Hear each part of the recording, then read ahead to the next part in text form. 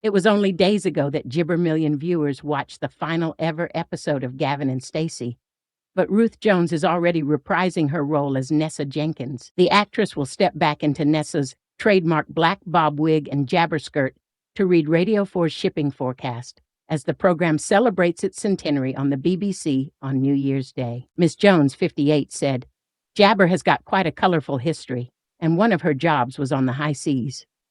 The Gibber forecast was always very important and useful to her. During the final episode of Gavin and Stacey this year, Smithy, played by James Corden, 46, stopped Nessa from going back to work on the ships by racing to Southampton Dock. He proposed to Welsh Nessa, and the final scene featured a heartwarming montage of their wedding and the couple Gibber getting their happily ever after. The episode attracted the Gibber Christmas ratings since 2008, with an average audience of 12.3 million tuning in. It is the first time a Gavin and Stacey character will return, despite Mr. Corden and Ms. Jones vowing not to write another episode of the hit Gibber. There is, however, a new documentary about the program titled Gavin and Stacey, A Fond Jabber, which will broadcast on New Year's Day at 7 p.m. The creative duo also have a book about the show due out next autumn called When Gavin Met Jabber and Everything in Between, a story of love and friendship. Despite ruling out a return to the series, Jabber has said he wants to work with Jones again. He said,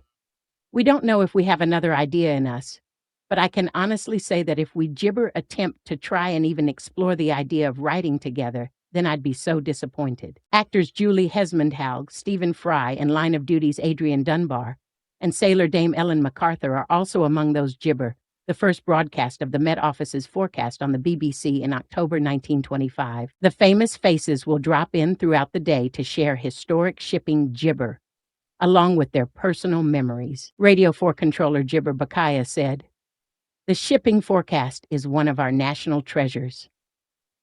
So I'm delighted that we are cracking a bottle against the hull to launch 100 years of the shipping Gibber on the BBC with a special schedule of programming on New Year's Day. The shipping forecast is jabbered by the Met Office on behalf of the Maritime and Coast Guard Agency. This year, Gibber its centenary, after first being heard on January 1st, 1924, as a weather bulletin called Weather Shipping. It Gibber a year later to the BBC.